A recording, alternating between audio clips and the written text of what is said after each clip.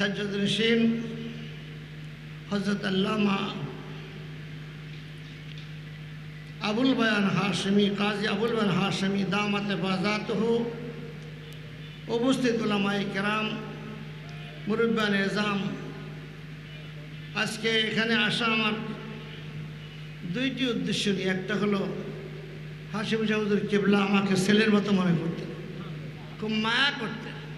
রাতে ৩টার সময় মাহফিল শেষ করে বসছি, অনেক আলোচনা, লাস্টে মাথায় হাত দিয়ে বলছে, বাবা তুমি আমার ছেলের মতো দিনই খেদমত করো। সেই কথাটি সবসময়কে নাড়া দেয়। আর বর্তমান প্রিন্সিপাল হুজুর সাজ্জাদ, উনি তো বন্ধু মানুষ আগে থেকেই, সেই হিসাবে আমি কিন্তু মাহফিল এবার যাই না, কোথাও যাই না, স্বাস্থ্য কোলায় না, যাইতে পারি না। তো আসছে দোয়া নেওয়ার জন্য। বিষয়টা আমাকে যেটা দিয়েছেন ওনারা, সেটা হলো মদিনার সনদ, আনসার ও মুহাজিরগণের সাথে ভ্রাতৃত্ব বন্ধন, প্রিয় নবী সাল্লাল্লাহু আলাইহি ওয়াসাল্লামের রাজনৈতিক প্রজ্ঞার উজ্জ্বল প্রমাণ। লম্বা সাবজেক্ট। রসুল পাক সাল্লাল্লাহু আলাইহি ওয়াসাল্লাম যারা মনে করে তাদের মতো মানুষ, এদের চেয়ে বোকা দুনিয়াতে কেউ নেই। আল্লাহর হাবিব ছিলেন রাষ্ট্রপ্রধান, বলে সুবহানাল্লাহ, রাষ্ট্রপতি ছিলেন না? আজকে উলামায়ে কেরাম রাষ্ট্রের কথা বলে, কেমন রাষ্ট্র বানাবে এটা কিন্তু মাথায় নেই। আল্লাহর হাবিব মুহাম্মদ রাসূলুল্লাহ সাল্লাল্লাহু আলাইহি ওয়াসাল্লাম তিনি সেনাপ্রধান, সেনাপতি। তিনি ছিলেন চিফ জাস্টিস। কি ছিলেন? চিফ জাস্টিস ছিলেন, প্রধান বিচারপতি। তিনি ছিলেন কৃষিবিদ, কৃষিমন্ত্রী। তিনি ছিলেন শিক্ষামন্ত্রী। সমাজের এমন কোনো বিষয় না যেটা আল্লাহর হাবিবের অবদান নাই, বলেন সুবহানাল্লাহ। আমরা সেই নবীর উম্মত যিনি সারা দুনিয়ার জন্য কিয়ামত পর্যন্ত সমস্ত মাখলুকাতের জন্য মডেল, বলে সুবহানাল্লাহ। মদিনা তৈয়বা, এই শহরটির নাম কিন্তু মদিনা ছিল না, এর নাম ছিল ইয়াসরিব। ইয়াসরিব ছিল এর নাম। আল্লাহ তাআলার সৃষ্টি জগতের একটা প্ল্যান আছে না, পরিকল্পনা আছে। সেই পরিকল্পনায় এই দুনিয়া ছিল পানি, সব কি ছিল? কিছুই ছিল না, শুধু পানি। পানির মধ্যে একটা জায়গা, অল্প একটু জায়গা চর দিল, চর বুঝুন তো, সেই জায়গায় বাইতুল্লাহ শরীফ বানালেন, সুবহানাল্লাহ। আরেকটা জায়গা পুরা চর হয় না, এই পানি যায় আবার মাটি দেখা যায়, পানি যায় মাটি দেখা যায়, বালু জমছে। হযরত জিবরাইল আলাইহিস সালামকে বললেন, জিবরাইল যাও জান্নাত থেকে একটা নূরের টুকরো এনে ওখানে ফিট করো, সুবহানাল্লাহ। জান্নাত থেকে এক টুকরা, সেটাও মাটির সুরত কিন্তু নূর। কি নূর? সেটাকে ফিট করছে, রাউযাতুম মিন রিয়াজিল জান্নাহ। সেই রূপটা ছিল, সেই নূরের আকৃতি ছিল সাদা।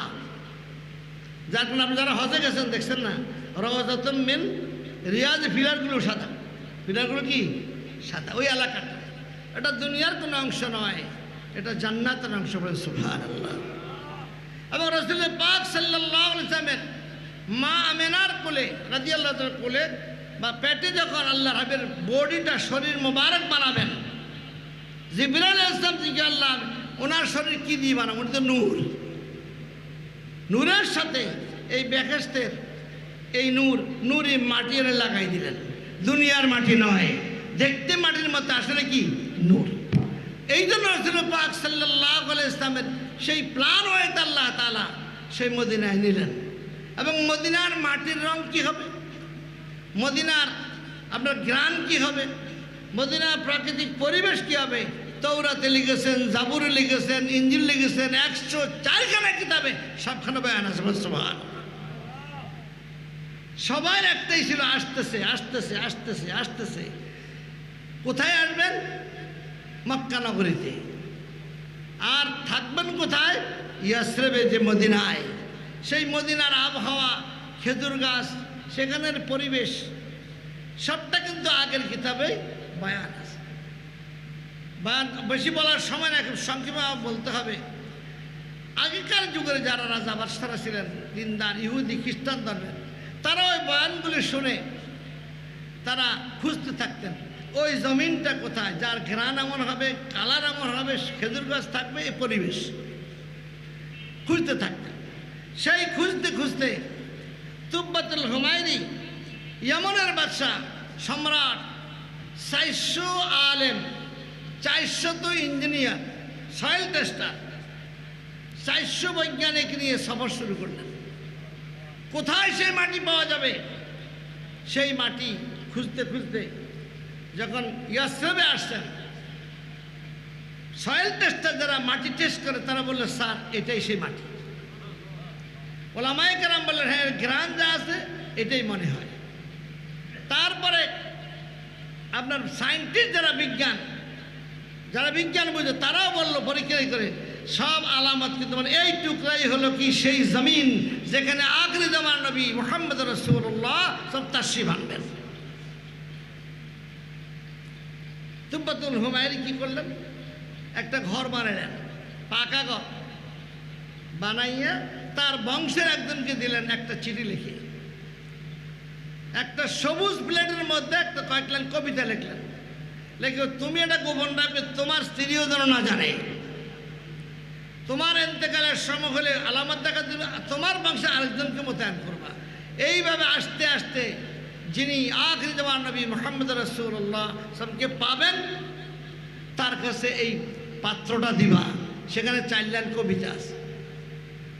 রাসূল পাক সাল্লাল্লাহু আলাইহি ওয়াসাল্লাম মদিনা তৈবা যাওয়ার পরে আল্লাহর হাবিব ওটের উপরে উঠছেন। ওট শিক্ষিত হয়ে গেছে, সুবহানাল্লাহ।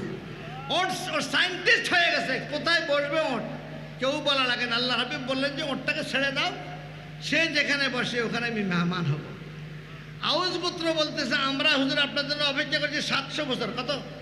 700 বছর। তারা ওই তৌরাত কিতাবে দেখে মদিনা তৈবার মাটি টেস্ট করে তারা পুরা বংশ 700 বছর এখানে বসতি স্থাপন করছে আখরি জামান নবীর জন্য।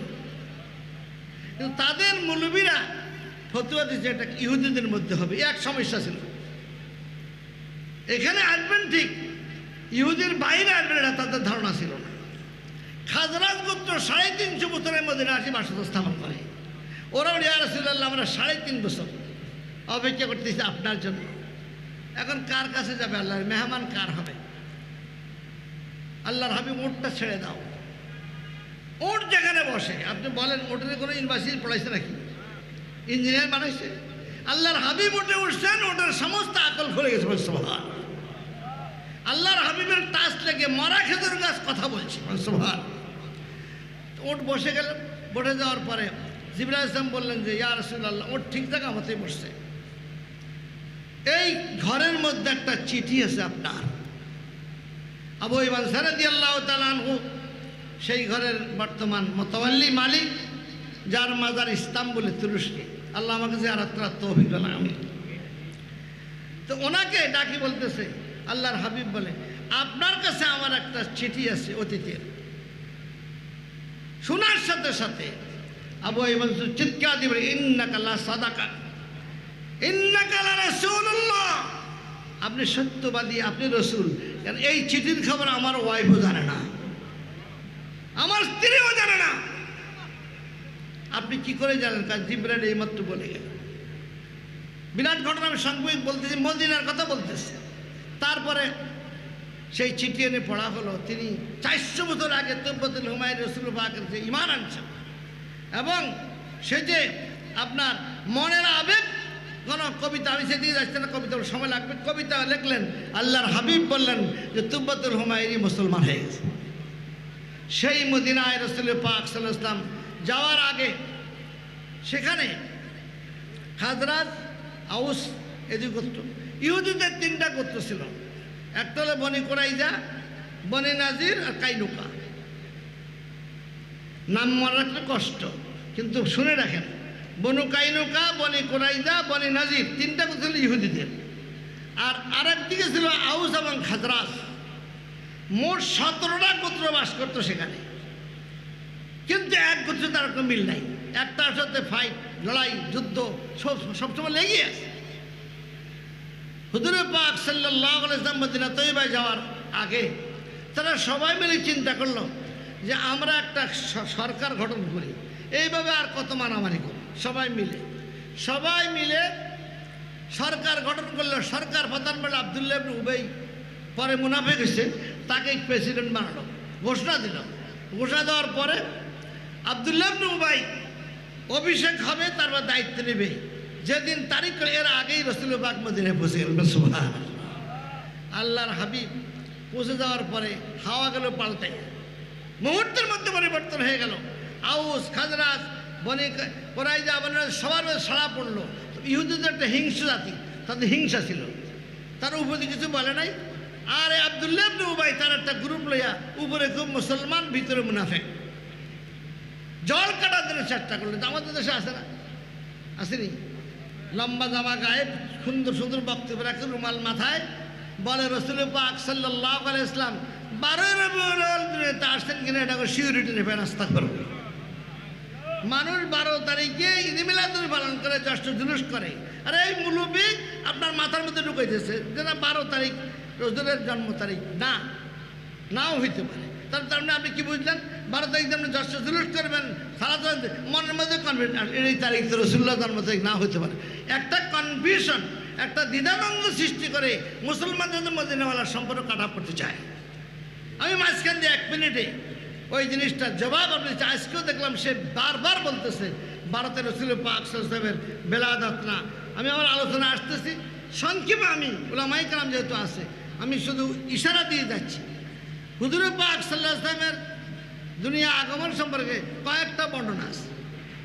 1 তারিখ, 9 তারিখ আছে না, কিন্তু 12 তারিখের ব্যাপারে শুনেন। আপনার আল্লামা ইবনে খালদুন রাহমাতুল্লাহ আলাইহি লিখতেছেন, ওলাদ রাসূলুল্লাহ সাল্লাল্লাহু আলাইহি ওয়াসাল্লাম আমাল ফি লিসনা 18 লাইলাতান খালাত মিন রবিউল আউয়াল। রাসূল পাক সাল্লাল্লাহু আলাইহি ওয়াসাল্লাম 12 রবিউল আউয়াল সোমবারে হাতির বছর দুনিয়াতে আসছেন। সুবহানাল্লাহ। কে লিখছেন? আল্লামা ইবনে খালদুন, বিশ্ববিখ্যাত মানুষ।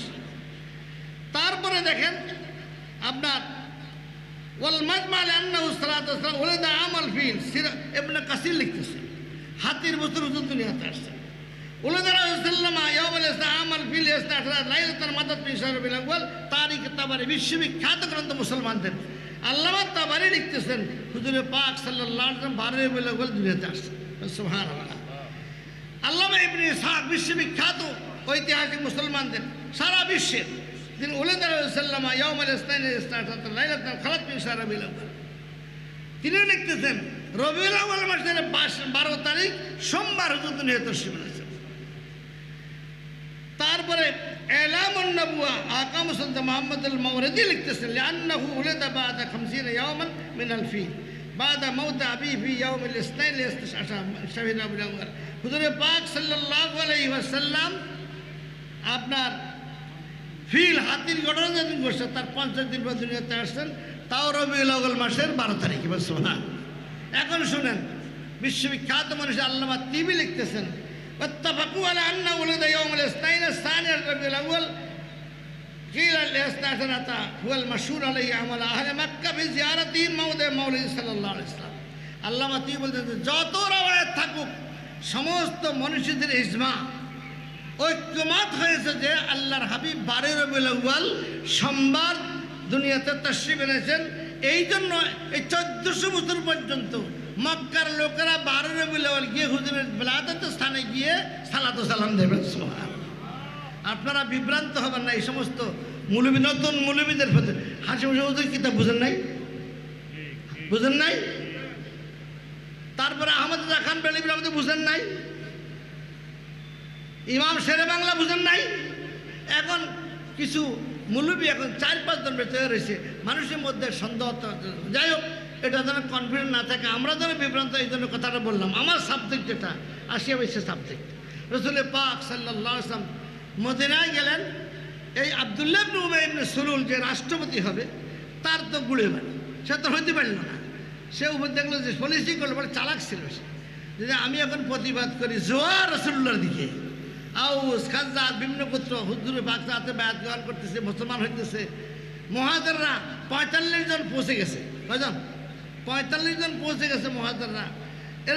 এরা সেখানে গিয়ে নিঃস্ব অবস্থায় গিয়ে রাসূল পাক চতুর্দিকে বেষ্টনী দিয়ে আসে। তখন আল্লাহর হাবিব মুহাম্মদ রাসূলুল্লাহ সাল্লাল্লাহু আলাইহি ওয়াসাল্লাম দেখলেন যে 17টা গোত্রের মধ্যে যে মারামারি, এটা যে বন্ধ না করা হয় তো বহিঃশত্রু আমাদেরকে আক্রমণ করবে। কারণ মক্কার ওরা তো বসে আছে, কখন আক্রমণ করবে? তারা কি বসে থাকবে? আল্লাহর হাবিব সাল্লাল্লাহু আলাইহি ওয়াসাল্লাম সকল গোত্র প্রধানকে ডাকলেন। ডাকার পরে এখন পাল্লা ভারী আল্লাহর হাবিবের, মুহাজিররা আছে, আনসাররা আছে, আউস খাজা সব মিলাইয়া বেশি সংখ্যক হলে আল্লাহর হাবিবের সাপোর্টার। বসে বলেন যে আমরা কি এভাবে মারামারি করব না শান্তিপূর্ণ অবস্থার সৃষ্টি করব? সবাই বলল না, মারামারি চললে আর উন্নতি করা যাবে না। সবাই বুঝতে পেরেছে আল্লাহর হাবিব তশরিফ এনেছেন, এখন এখানেই চলবে লাইন, অন্য কোনো নেতৃত্ব এখানে কেউ গ্রহণ করবে না।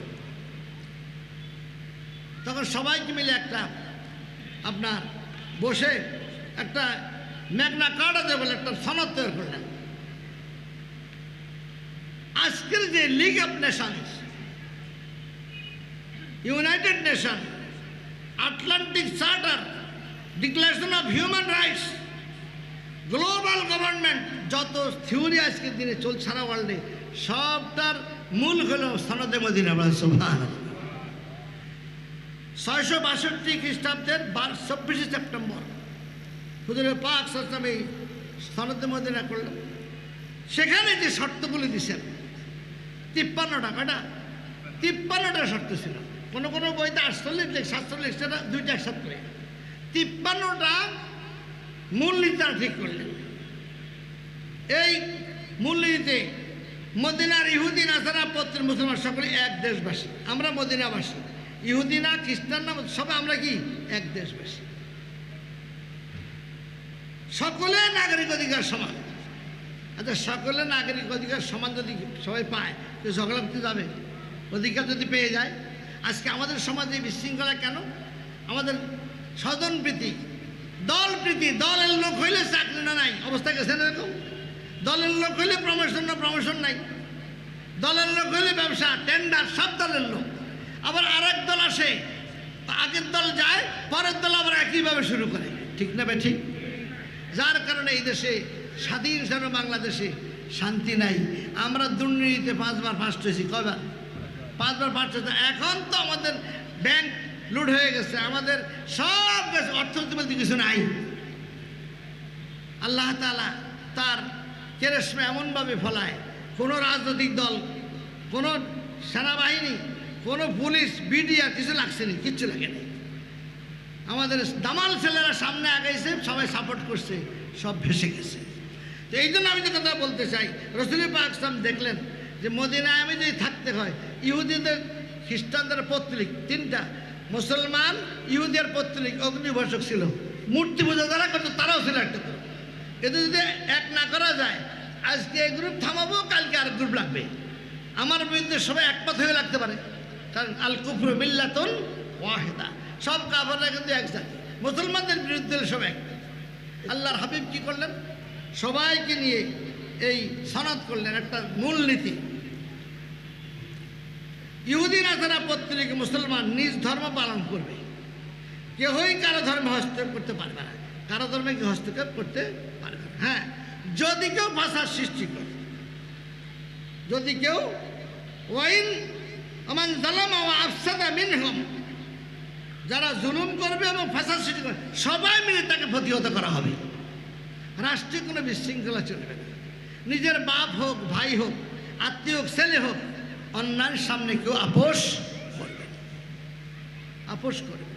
স্বরাষ্ট্রমন্ত্রী নিজে দেখছে গুলি করছে, আরো আগের কথা বলতেছে, গুলি স্বরাষ্ট্রমন্ত্রীর সামনে গুলি হয়েছে, যে গুলি তারা দেখছে, যে গুলি মারা গেল তাকে দেখছে, কিন্তু ওনাকে বলা হলো খবরদার বলা যাবে না, যে গুলিকে তার নাম বলা যাবে না। রাত্রে 11টার সময় হুজুর আমি কি করতাম, স্বরাষ্ট্রমন্ত্রী হইয়া, এই গত স্বরাষ্ট্রমন্ত্রী, আগের স্বরাষ্ট্রমন্ত্রীকে বলতেছি, আমি স্বরাষ্ট্রমন্ত্রীর সাথে সাথে দেখছি, আমি বলতে পারবো না নির্দেশ, কি করবো, নির্দেশ দেন।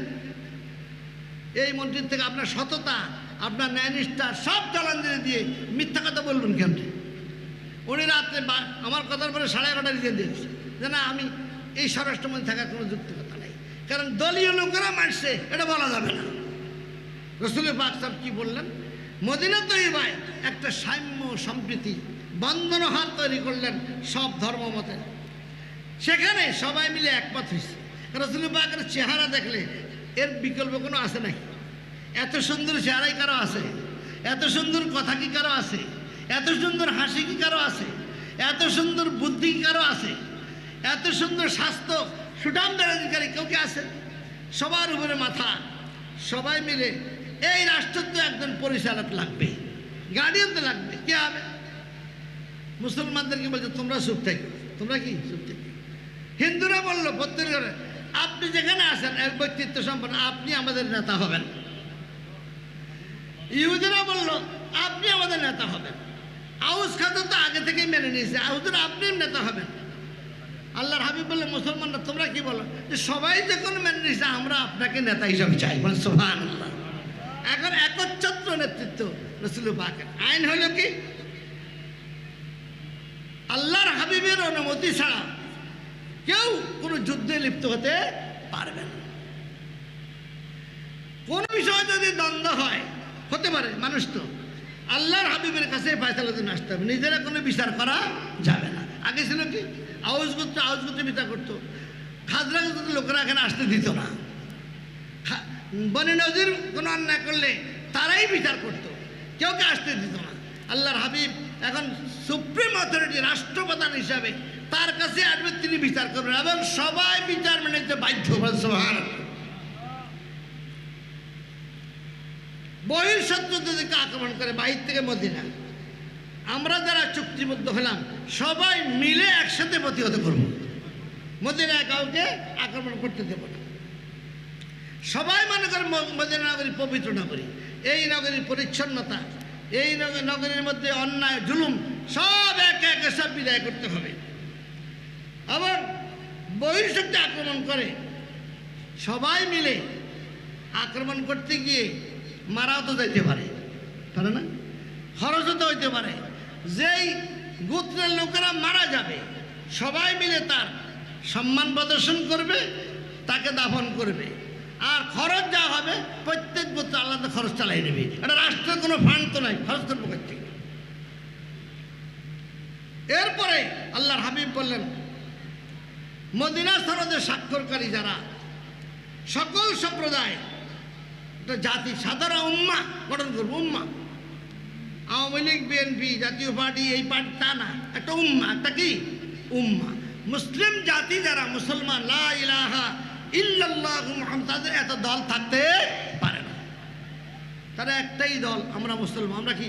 আচ্ছা আপনারা বলেন তো, ঈদগাতে যখন যান ইমাম সাহেব নামাজ পড়ায় তখন কি আওয়ামী লীগ, বিএনপি থাকেনি? জবাব দেন। জুমার নামাজ যখন ইমাম সাহেব নামাজ তখন কি দল থাকে? বিয়ের মধ্যে যখন যান তখন দল থাকে। এই দল যখন শুরু হয় রাজনীতি তখনই মারামারি, ভাইয়ে ভাইয়ে কেলেঙ্কারি লাগাইয়া একটা আরেকটাকে মার্ডার করে।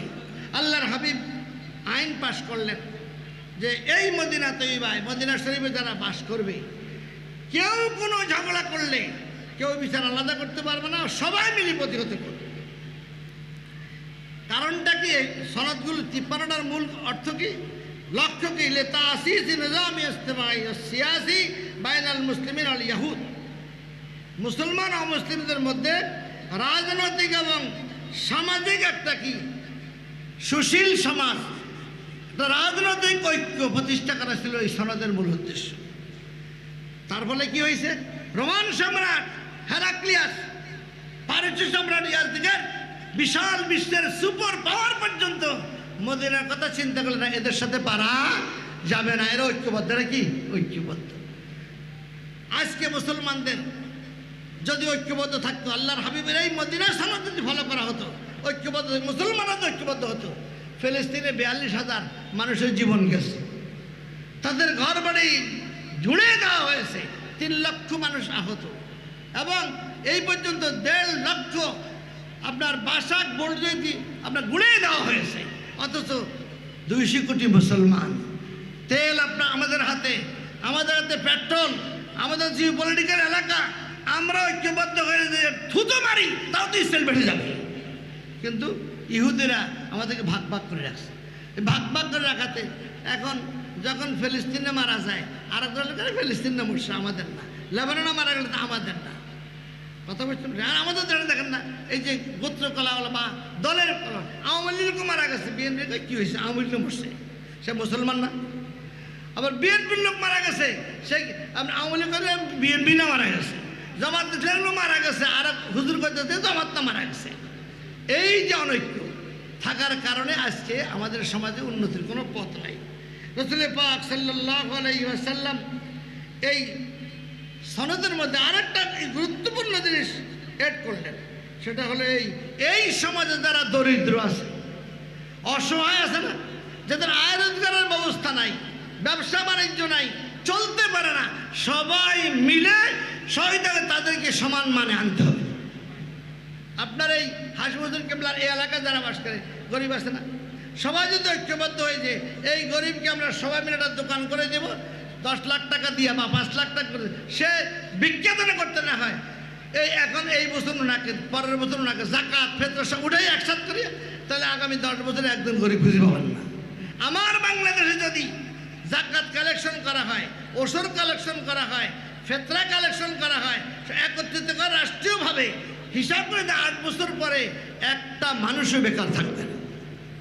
কিন্তু সেটা অনৈক্যের কারণে আর ইসলামী স্টেট না হওয়ার কারণে আমাদের দুরবস্থা। এখন আসেন সংক্ষেপে আমি কথা বলবো, সময় আমার হাতে কম। এই সনদের ফলে কি হয়েছে, আন্তর্জাতিকভাবে মদিনা এমন একটা স্টেট হলো যেখানে পরস্পরের বিভেদ নাই, সবাই ঝাঁপিয়ে পড়বে সত্যের বিরুদ্ধে। এই কথাটি যখন সারা দুনিয়ার প্রচার হলো, মদিনা আক্রমণ করতে কেউ সাহস করলো না। এবং বারবারই মক্কার কুরাইশ, আপনারা দেখেন মক্কার কুফাররা আক্রমণ করলো, বদর যুদ্ধ তারা আসতেছিল, সেদিকে আপনারা জানেন। সেখানে মুসলমানরা 313 জন, অস্ত্র নাই, তারা পরাজিত হলো। উহুদের ময়দানে তারা আসলো মুসলমান শেষ করার জন্য, শুধু মুসলমানদের কমান্ড ফলো না করার কারণে রাসূলুল্লাহ আহত করলে মুসলমানরা আপনার শহীদ হলেন 70 জন, কিন্তু তারা বিজয় লাভ করতে পারে না। খন্দকের যুদ্ধে তারা 10,000 টেন্ট আপ আপনার সৈন্য সব কিছু জোগাড় করলো, ইহুদিরা সব থেকে নিয়ে যে মদিনা একবারে ঢুকে আমরা ম্যাসাকার করে দিব। আল্লাহর হাবিব মুহাম্মদ সাল্লাল্লাহু আলাইহি ওয়াসাল্লাম খাল কাটলেন, খাল কেটে ওই পাড়ে কাফেররা 10,000 লোকের আপনার 1 মাস পর্যন্ত পাহারা দিলেন। এর মধ্যে মুসলমানরা খুব অভাবে ছিলেন, খুবই কষ্ট ছিলেন, খাওয়া নাই, চলার কোনো সুযোগ নাই, শত্রু ওই পাড়ে 1 লাফ দিয়ে আসলে তো শেষ। এই অবস্থায় কিন্তু ঐক্যবদ্ধ থাকার কারণে তারা সাহস করে নাই। 1 মাস পরে আল্লাহ তাআলা দেখলেন যে মুসলমানরা সীসা ডালা প্রাচীরের মতো ঐক্য আছে, অনৈক্য নাই। আল্লাহ এক তুফানে তাদের গোশত টকবক করতেছে, পাতিলের মধ্যে উট জবাই করছে, যে 10,000 লোকের কম না, সব পালাইছে, গোশত পাতিলে রয়ে গেছে। আল্লাহর হাবিব বলে তোমরা এই কদিন খাইতে পারো না, সব আনে খাইতে থাকবো। সুবহানাল্লাহ। ফতে মক্কার মধ্যে তাই হয়েছে। এই জন্য আমি যে কথাটা বলতে চাই, মদিনার সনদ এমন একটি সনদ, যেই সনদ যদি ফলো করা হয়, যেই সনদ আমাদের যে হিন্দু বৌদ্ধ খ্রিস্টান যাদেরকে আজকে উস্কে দেওয়া হচ্ছে, এদেশে ইসলাম যদি হয় তাহলে কেউ হিন্দুদের মারি ফেলবে, খ্রিস্টানদের বের করে দেবে, আস্তাগফিরুল্লাহ। ইসলামে এটা নাই, সব জাতি বাস করে। এবার আসেন রাসূল পাক সাল্লাল্লাহু আরেকটা কাজ করলেন, সেটা হলো এই মদিনায় 45 জন মুহাজির গেলেন, 45 জন কি আনসার মিলাইয়া ভ্রাতৃত্ব কায়েম করে দিলেন। কেমন ভ্রাতৃত্ব? আমরা শুধু দুস্তি করি না, একের দোস্তি, এই দুস্তি না। আল্লাহর হাবিব একজনের সাথে, একজন আনসার একজন মুহাজির, ভ্রাতৃত্ব কায়েম করে দিলেন। এই ভ্রাতৃত্ব ইমানি ভ্রাতৃত্ব। হযরতে আব্দুর রহমান আউফ রাদিয়াল্লাহু তাআলা আনহুর সাথে আব্দুল্লাহ বিন রবির কি হলো, আপনার ভ্রাতৃত্ব কায়েম করে দিলেন। ইনি বড় ধনী ছিলেন। হযরত আউফ রাদিয়াল্লাহু তাআলা আব্দুর রহমান আউফকে নিয়ে গেলেন ঘরে, যাওয়ার পরে কিচ্ছু নাই, ইনি বিরাট ব্যবসায়ী, লক্ষ লক্ষ টাকার মালিক, সব ছেড়ে আল্লাহর হাবিবের মহব্বতে মদিনা চলে গেছে, কিছুই নাই। তখন ইবনে রবি বলতেছে, ভাই আপনি তো আমার ভাই, এখন থেকে আমার এই ঘর আছে, ঘর মাপতেছে, মাপে অর্ধেক নিজের জন্য রাখছে, অর্ধেক আব্দুর রাউফকে দিছে। তারপরে বলছে আমার 2টা স্ত্রী আছে, কত আপনি যেটাকে পছন্দ করেন সেটাই আমি তালাক দিয়ে ইদ্যত করে আপনার কাছে বিয়ে দেব। স্ত্রীদেরকে হাজির করলেন, এই তোমরা কে রাজি আছো? দুজন বলছে আল্লাহ রসুলের হুকুম, হ্যাঁ রসুলের হুকুম, তা আমরা দুজন রাজি আছি। সুবহানাল্লাহ। তখন ইবনে রবি কি করলেন, পুরান বউ যেটা একটু বয়স্ক তাকে রাখলেন, যে আগে থেকে আছে, আর নতুন যেটা সেটাকে তালাক দিয়ে আব্দুর রাউফের সাথে বিবাহ দিলেন। তারপরে ব্যবসার মাল যা আছে সব ভাগ করলেন, অর্ধেক, ইভেন কি সম্পত্তি যেটা ছিল সেটা অর্ধেক ভাগ করে দেবে। সুবহানাল্লাহ। মুহাজিরা যখন মদিনায় গেছে কিছুই নাই, অবস্থা খুবই খারাপ, কার কোনো চলার অবস্থা নেই। কিন্তু এই ভ্রাতৃত্বের কারণে একদিনেই আল্লাহর হাবিবের ভ্রাতৃত্বের কারণে মুহাজিররা আনসাররা একাকার হয়ে কারো অভাব থাকে না। বলে সুবহানাল্লাহ। মক্কা লোকেরা ব্যবসায়ী ছিল। আব্দুর রহমান বললেন, ভাই এত মাল আমার লাগবে না, আমার বাজার দেখাও, বাজারে গিয়ে আমি ব্যবসা করব। সে বাজারে প্রথম দিনেই চাকরি করে 600 দেড়হাম তখনকার সময় সে রুজি করে বেড়াইছে। পরে মাল জমা করে সেই ব্যবসায়ী হয়ে গেল, অনেকেই ব্যবসায়ী গেল। তো আপনার এই যে ভ্রাতৃত্ব কায়েম করলেন কেন? দর্শনটা কি? সব আমরা আদম সন্তান। কার? আদম সন্তান। ইন্নামাল মুমিনুনা ইখওয়া। মুসলমানরা কি? মুমিনরা ভাই ভাই। ফাসলাহু বাইনা আখওয়াইকুম। সমস্ত সমাধান হবে ভাইদের মধ্যে। এবং সেখানে যখন মুসলমান কেউ মনে করে আমার উনি ভাই, যে ভাই মনে করলে ঝগড়া থাকে না, এখন তো থাকে না। এইভাবে রাসূল পাক সাল্লাল্লাহু আলাইহি ওয়াসাল্লাম মাওয়াখাত যেটাকে বলে, এই ভ্রাতৃত্ব কায়েম করলেন। সবাইকে জোড়া জোড়া দেওয়ার পরে আলী রাদিয়াল্লাহু বাদ পড়ছেন। আলী রাদিয়াল্লাহু বলেন, ইয়া রাসূলুল্লাহ, আমাকে তো কাউকে ভাই বানাই দিলেন না। আল্লাহর হাবিব বলেন, আমার সাথে আপনার ভ্রাতৃত্ব আমি আপনাকে আমার জন্য রেখে দিয়েছি। বলেন সুবহানাল্লাহ। এই জন্য আলী রাদিয়াল্লাহু গর্ব করে বলতেন যে আমার সৌভাগ্য আল্লাহর হাবিব আমার ভাই হিসাবে মাওয়াখাত করেছেন, ভ্রাতৃত্বের বন্ধনে স্থাপন করেছেন। এই জন্য মুফাসসিরিন লেখেন, আমরা মানুষ, আমরা কি? আমরা কি মানুষ? মানুষ লিখতে ইনসান শব্দ আলিফ হতে একটা আলিফ আছে। মানুষ হতে হলে তার একটা ঈমান থাকতে, বিশ্বাস থাকতে হবে। বিশ্বাস ছাড়া মানুষ হওয়া যায় না। প্রথম আলিফ হলে ঈমান, তারপরে নুন, নুন দ্বারা হলো নেতৃত্ব, নিয়ামত, তার নেতৃত্ব থাকতে হবে। তারপরে সিন, সাআদাত, যেই কাজ করলে সৌভাগ্য ফিরে সেই কাজ করবে, যেটা দুর্ভাগ্যের কাজ মানুষ করতে পারে না।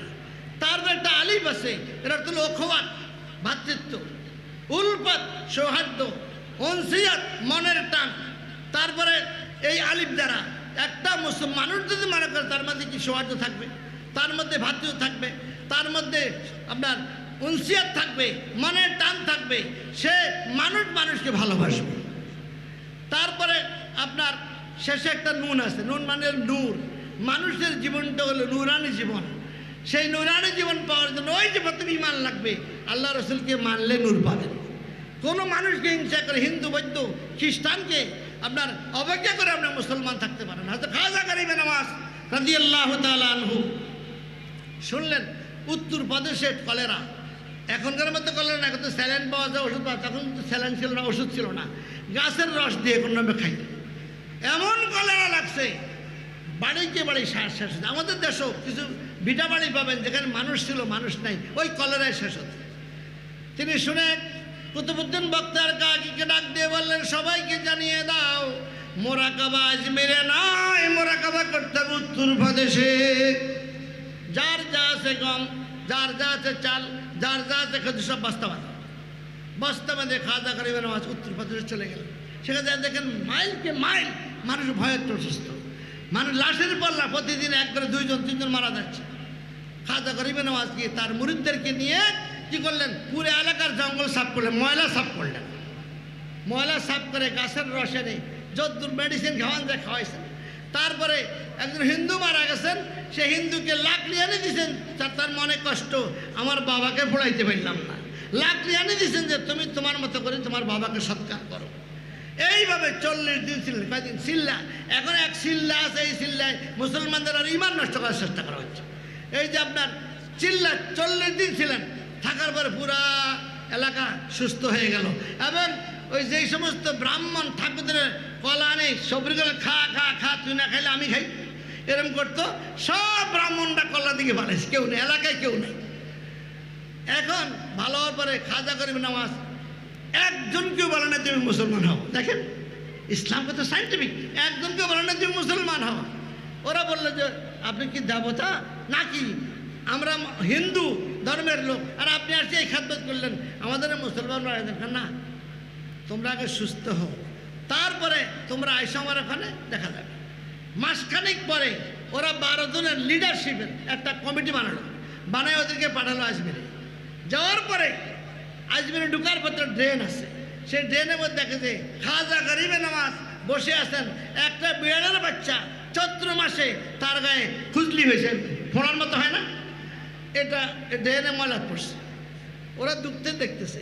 খাজা গরিব নওয়াজ তাকে উঠাইলেন, বিড়ালের বাচ্চা উঠাইয়া পাগলি মোবারক খুলে তার শরীরটা মুছলেন। সুবহানাল্লাহ। মুছে তাকে রোদ্রের মধ্যে ধরে রাখতে শুকানোর জন্য। কুতুবুদ্দিন আক্তার কাকি রহমতুল্লাহ আলাইহি পাশে দাঁড়ানো। তারপরে আপনার হিন্দুরা দেখলো, হিন্দুরা কি ব্যাপারে, মানুষ মনে কত পড়ে যায়, খোঁজ দেয় না। আর উনি কেমন লোক, বিড়ালের বাচ্চা গায়ের মধ্যে তার খুঁজ দিয়েছে, তাকে নিজের পাগড়ি মোবারক দিয়ে মুছিয়া তাকে রৌদ্র শুকিয়ে দিয়েছে। তাকে দেখেন যে 10-12 জন লোক দাঁড়িয়ে আসেন। ভাই আপনারা কই থেকে? যে আমরা উত্তরপ্রদেশ, যেখানে আপনি গিয়েছেন আমরা আসছি আপনার আজমির দেখতে, কি করেন আপনারা? কুতুবুদ্দিন আক্তার কাকি রহমতুল্লাহকে বললেন যে নাও, তোমার দায়িত্ব হলো তোমার সুবহানাল্লাহ আলহামদুলিল্লাহ দ্বারা পড়িও, কিন্তু এটা হলো মেইন কাজ। এই বিড়ালে বাচ্চাকে দুধ খাওয়াইয়া শুকাইয়া ওষুধ খাওয়াই তাকে সুস্থ করবো, এটা তোমার কাজ। নিয়ে গেল আমাদের খানকায়, খানকার একটা অংশ পার্টিশন দিয়ে কাপড় দিয়ে ওদের বলে আপনারা এখানে থাকবেন। লোক মোতায়েন করলে এরা যতদিন থাকে খাওয়া দাওয়া মেহমানদারি সব করে। তারা ওখানে দেড় মুসলমানরা অজু করতে, তা তো অজু করে না, কি সুন্দর অজু করতেছে। এখন তারা ওজন আইলে হাত পা দেওয়া শুরু করছে, বুঝলেন না, পবিত্র হওয়ার জন্য। এরপরে দেখে শেষ রাত্রে মুসলমানেরা কাঁদতেছে, আল্লাহ উত্তরপ্রদেশে আমার ভাইদের কলেরা তুমি শেষ করে, আল্লাহ তাদের রোগ সরিয়ে নাও, আর যেন না হয়। তাদের জন্য তো হিন্দুদের দোয়া করতেছে। 3 দিন যখন দোয়া দেখলেন, 4th দিন আসি বলছে, হযরত আমাদেরকে আপনি মুসলমান মানে এই ধর্ম আমরা জানতাম না, এত ভালো, এত আপনার মানব প্রেম যার মধ্যে আছে, এটা আমাদের গ্রহণ করতে দেন। তারপরে আপনার খাজা গরিবে নওয়াজ বললেন, না তোমরা মুসলমান মানলে অসুবিধা, এলাকা ঢুকতে দিবে না, তোমরা এলাকাতে যা দেখছো তা বয়ান করার পরে যে যাইতে আমাকে বললো। তারা এলাকায় কি বললো, যে এই অবস্থা ঘটনা বললো। পুরো এলাকার মানুষ একত্রিত করেছে, না যেই ঠাকুর ঘুরে এত টাকা দিছি, কলা খাওয়াইছি, দুধ খাওয়াইছি, একজনের বিপদে নাই, আর ওনারা আমাদের আসে খেদমত করলো, ওনাকে খবর দেন, আমরা কি করব, আপনার তারা তো মুসলমান হবো। এরপর খাজা গরিবে নওয়াজ যাওয়ার সময় সবাই নিজের মাথায় আটার বস্তা, সবাই আটার বস্তা, খাওয়া দাওয়া সব নিয়ে ওখানে গেলেন। ওখানে যে মুসলমান মানে না, কোথায় টয়লেট লাগবে টয়লেট করছেন, যার ঘর নাই ঘর করে দিচ্ছেন, যার থাকার ব্যবস্থা নেই থাকার ব্যবস্থা করছেন, তার খাওয়া নাই খাওয়ার ব্যবস্থা করছেন। সেখানে 15 দিন ছিলেন, একজনকেও বলেন না মুসলমান হও। 15 দিন পরে আসলে হুজুর আমাদের মুসলমান বানাই দেন, আমরা আর বেঈমান থাকতে চাই না। আসরের নামাজ থেকে মাগরিবের নামাজের মধ্যে 40,000 লোক পড়েছে লা ইলাহা ইল্লাল্লাহু মুহাম্মাদুর রাসূলুল্লাহ। এই ছিল মুসলমানদের আখলাক, রাসূল পাকের সে আখলাক। আজকে 40 লক্ষ আলেম বাংলাদেশে, 40 জন মুসলমান হয় বছরে, কেন হয় না? আমরা সেই চরিত্র, সে রাসূল পাকের যেই ভ্রাতৃত্ব শিখাইতেন সাহাবায়ে কেরামে, তা কিছু হয় না। আমার কথা, আমি যে কথাটা বলবো, ভ্রাতৃত্ব কেমন শিখাইছেন? ইয়ারমুকের যুদ্ধে সাহাবায়ে কেরাম প্রচণ্ড আক্রমণের শিকার হলেন, কারণ রোমান সাম্রাজ্যের যুদ্ধ চলছে। আপনার এখন পানির অভাবে, গরম প্রচণ্ড, পানির অভাবে যিনি পানি খাওয়াচ্ছেন দৌড়ে যায়, দেখলেন আল্লাহ তাআলা, ভাই পানি দাও পানি দাও, জীবন যায় জীবন যায়। দৌড়ে গেল ওনার কাছে একটু পানি দেওয়ার জন্য। তিনি বললেন, থামো, আমার আরেক ভাই পানি চাইছে, তাকে আগে দাও। দৌড়ে গেলেন দ্বিতীয়জনের কাছে, তিনি বলেন, থামো, আরেক ভাই পানি, তাকে আগে দাও। তারপরে গেলেন এখানে 4th জন ছিলেন যে পানি দাও পানি দাও। এই লোক পানি 4th জনের কাছে গিয়ে দেখলেন শহীদ হয়ে গেছে। ফিরে আসলেন 3য় জনের কাছে, ইনিও শহীদ হয়ে গেছেন। ফিরে আসলেন 2য়, ইনিও শহীদ হয়ে গেছেন। প্রথম উনিও শহীদ হয়ে গেলেন। সুবহানাল্লাহ। এই ছিল মুসলমানদের ভ্রাতৃত্ব। আজকে আমরা ভাই ভাই মিলতে পারি না। ঘরের মধ্যে থাকলে ঝগড়া পাসাদ, কেন? 2টি কারণ মনে রাখবেন। একটা হল রাসূলুল্লাহর মহব্বত অন্তরে নাই, কোরআন আমাদের ভিতরে নাই। কোরআন আমাদের ভিতরে নাই, রাসূলুল্লাহর মহব্বত নাই, যার কারণে ঝগড়া হবেই। আমরা যতই রুজি করি আমাদের স্ত্রীদের মন জোগাইতে পারছি না। আপনি কয় টাকা রুজি করেন সেই তার চিন্তা নাই, এটা আনাই লাগবে, থাকার না থাক, যার কারণে বাধ্য হয়ে ঘুষ সুদ সব চলছে। আরেকটা হলে বিচার ব্যবস্থা না থাকার কারণে। বিচার না থাকলে যেটা হয় সেটা আমাদের দেশে হয়েছে, দেখেন বিচার নাই, যার কারণে যে অবস্থা হয়েছে। তো এই জন্য আমি যে কথা বলতে চাই, রাসূল পাকের জীবন যদি আমরা ফলো করতে চাই, একটা মৌলিক কথা বলে আলোচনা শেষ করতে চাই। মৌলিক কথাটা হলো, ইসলামী রাষ্ট্র যদি না হয়, রাষ্ট্র যদি ইসলামী না হয়, আপনি যত ওয়াজ করেন এদের দুর্নীতি মুক্ত করতে পারবেন না। এই আপনার এই ওলামায়ে কেরাম যদি 50 জনও ওয়াজ করে, সবার নামাজি বানাইতে পারবেন না। কিন্তু ডিসি সাহেব যদি আদেশ দেয়, ডিসি সাহেব যে আমার ডিসি অফিসে যারা আছে এরা নামাজ না পড়লে প্রমোশন বন্ধ, এসপি সাহেব তো বলে আমার পুলিশ বাড়ি যারা নামাজ না পড়লে তাদের প্রমোশন বন্ধ, তাদের সুযোগ সুবিধা নাই। আর্মি অফিসার তো বলে আমার এই এলাকায় যারা নামাজ পড়তে হবে। এই ব্যবসায়ীরা তো ব্যবসায়ী তিনি পরিচালক, যে আমার এখানে যে নামাজ না পড়ে তার কোনো বেনিফিট পাবে না। আপনি ওয়াজ করা লাগবে না, ওয়াজ করা লাগবে। এই জন্য প্রশাসনে রসুল পাক দিন ওয়াল মুলক তাওয়ামা, রাজনীতি এবং দিন যমজ ভাইয়ের মতো। তবে রাজনীতির নামে এখন যা চলছে আমাদের এই মুসলিম ওয়ার্ল্ডে, এটা ইসলামী রাজনীতি নয়। সে ইসলামের নামে হোক আর বাতিলের নামে হোক, ইসলামী রাজনীতিতে সার্বভৌম ক্ষমতার মালিককে, সকল ক্ষমতার মালিককে, সকল ক্ষমতার মালিককে আলহামদুলিল্লাহ রাব্বিল আলামিন। রব মানে হলো আইনদাতা, হুকুমদাতা, প্রতিপালক এবং বিচার কার্যকরী। রবের 8টা অর্থ আছে। তো রব্বুল আলামিন প্রতি আমাদের মধ্যে প্রতি রাখাতে বলতেছি, আমি রব মানে কাকে? আল্লাহকে। কিন্তু প্রশাসনে আল্লাহ আছে, সংবিধানে আল্লাহ আছে, বিচার ব্যবস্থা আল্লাহ আছে, কোথাও নাই। 1 নম্বর কাজ হবে সার্বভৌম ক্ষমতার মালিক আল্লাহ, এটা সংবিধানে প্রথম সংশোধন করতে হবে। 2 নম্বর, যেই সংবিধান বর্তমানে আছে এটাকে সংশোধন করে এক্সপার্ট আলেমদের সাথে নিয়ে এই সংশোধন করতে হবে কোরআন সুন্নাহর ভিত্তিতে। 3 নম্বর, খেলাফত আলা মানহাজুন নবুওয়া, নবুয়তের খেলাফত। সেখানে পদপ্রার্থী পদ অন্যের ভিত্তি করে আপনার ইলেকশন হবে কখন? যখন এই সার্বভৌমত্ব আল্লাহর এটা ম্যান্ডেট হবে সারা দেশে, যে আল্লাহর ক্ষমতাকে আমরা মানি, সার্বভৌমত্ব আল্লাহ মানি। এটা হয়ে গেলে এখন নির্বাচন হবে। নির্বাচন হলে প্রার্থী যিনি হবেন দেখবে সে নামাজ পড়ে কিনা, জীবনে চুরি করছে কিনা, জীবনে ঘুষ খাইছে কিনা, জীবনে অন্যায় করছে কিনা। বাছাই কমিটি তাকে একবার সাইজ করে দিবে। যারা থাকবে তারা আপনার বাসে অল্প কাটা টিকবে, অল্প কাটা টিকবে, অপেক্ষাকৃত ভালো। যেদিন ইলেকশন হবে জাল ভোটের তো প্রশ্নে হারাম, রাত্রে ভোটের তো প্রশ্নে আসে না, হারাম। ওই ভোট তার রাস্তার মাথায় ভোটের বাক্স থাকবে, সবাই ভোট দিচ্ছে। আমি দেখেছি রাস্তার মাথায় বাসের মধ্যে ভোট হচ্ছে, কোনো কারো পরোয়া নেই, দিচ্ছে। তো আপনার এই জন্য আপনার সেই ভোট হবে, ভোট হওয়ার পরে যিনি পাস করবেন তিনি এমপি হবেন। এমপি হবেন তো এমপি হবেন। যিনি ফেল করছেন এই এমপি সাহেব সবাইকে ডাকিয়া গলায় গলায় মিলে তাদেরকে দায়িত্ব, আপনি এই কাজ, আপনি এই কাজ, আমরা একসাথে কাজ করি। এর ইসলামী স্টেট খেলাফত আলা মানহাজুন। আজকে খেলাফতকে হারানোর পরে মুসলমানরা আব্রাহাম লিঙ্কনের পচা গণতন্ত্র, রাজতন্ত্র, স্বৈরতন্ত্র সব আমাদের মাথা থেকে বসছে। আমরা দেওয়া করছি আল্লাহ, আল্লাহ আমাদেরকে শান্তি দাও। শান্তি কেমনে দিবে? রাসূল পাক সাল্লাল্লাহু আলাইহি ওয়াসাল্লাম যে সরকার বানিয়েছিলেন এবং খেলাফায়ে রাশিদিনের সময় যিনি গভর্নর হইতেন তিনি ফরজগার লোক হইতেন, তাকওয়াদারি, ইন্না আক্রামাকুম ইনদাল্লাহি আতকাকুম, তিনি ফরজগার ছিলেন। কিন্তু এজিদ আসিয়া কি করলো? একদিনে 12 জন প্রশাসক ফরজ তাদেরকে বরখাস্ত করলেন, করিয়া ওবায়দুল্লাহ ইবনে জিয়াদের মতো এই ডাকাতকে সেখানে কুফার গভর্নর বানালো। 12 জনকে আপনার সরাই দিয়া তার মন মতো লোক বানালো, যার কারণে সেদিন থেকে মুসলিম স্টেট সেগুলো আজকে অথারা হয়ে গেল। ওমর ইবনে আব্দুল আজিজ রাদিয়াল্লাহু তাআলা আবার সেটা ফিরে আনলেন। ফিরে আনার কারণে কি হলো? আপনার ওমর ইবনে আব্দুল আজিজের সময় আজকের 24টা রাষ্ট্র, কটা? 24টা রাষ্ট্রে জাকাতের মাল জমা হয়ে গেছে। ডোল পিটাইলে যে কেউ আসেনি জাকাতের মাল নেওয়ার জন্য। 24টা রাষ্ট্রে একজন লোক পাওয়া যায় না জাকাতের মাল নেওয়ার। সুবহানাল্লাহ। তখন পেট্রোল ছিল নি, তেল ছিল, কিছুই ছিল না। এই কদু যার হয়েছে লাউ, সে লাউ দিছে, যার চাল হচ্ছে সে চাল দিছে, যার বেশি মাছ হয়েছে মাছ দিছে, সবাই জমা করছে। কিন্তু কেন নেয় নাই? গরিব কি ছিল না? গরিব ছিল। সে মনে করছে আমার আরেক ভাই নেই, আমি কষ্ট করে চলি। 24টা রাষ্ট্রে একজন লোক জাকাত দেওয়ার মতো পাওয়া যায়নি। পরে রোমান সম্রাট অকশনে মাল বিক্রি করছে।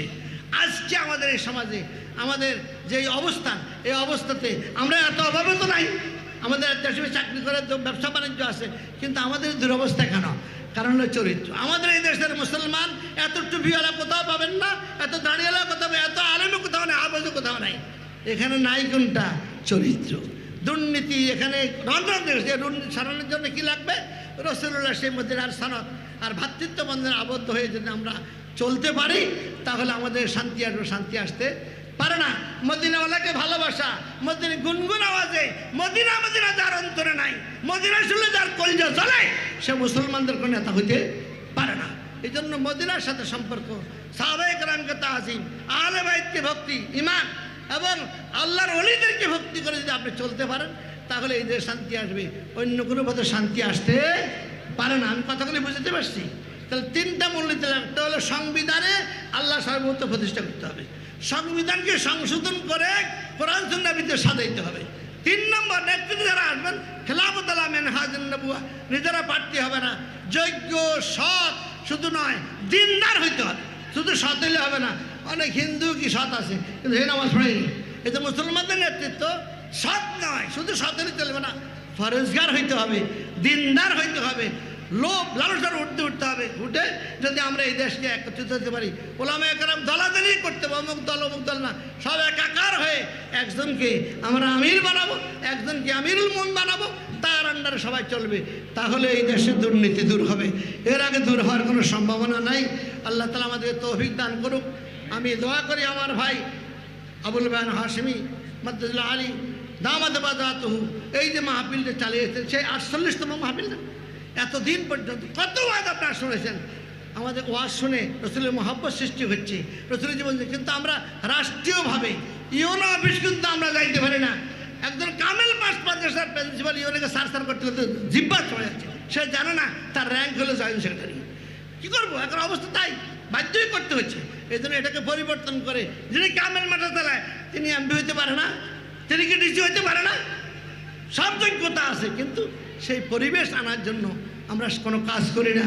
আমরা কাজ করি রসুল পাকের মদিনার সনদ এবং ভ্রাতৃত্বের যে বন্ধন তিনি সৃষ্টি করলেন, যেটা কিয়ামত পর্যন্ত একটা নজির হয়ে আছে সারা দুনিয়ায়, এটার জন্য আমরা ফিরে আনতে পারি। আল্লাহ আমাদের তৌফিক দান করুক। আমা তৌফিক ইল্লা বিল্লাহ। আসসালামু আলাইকুম।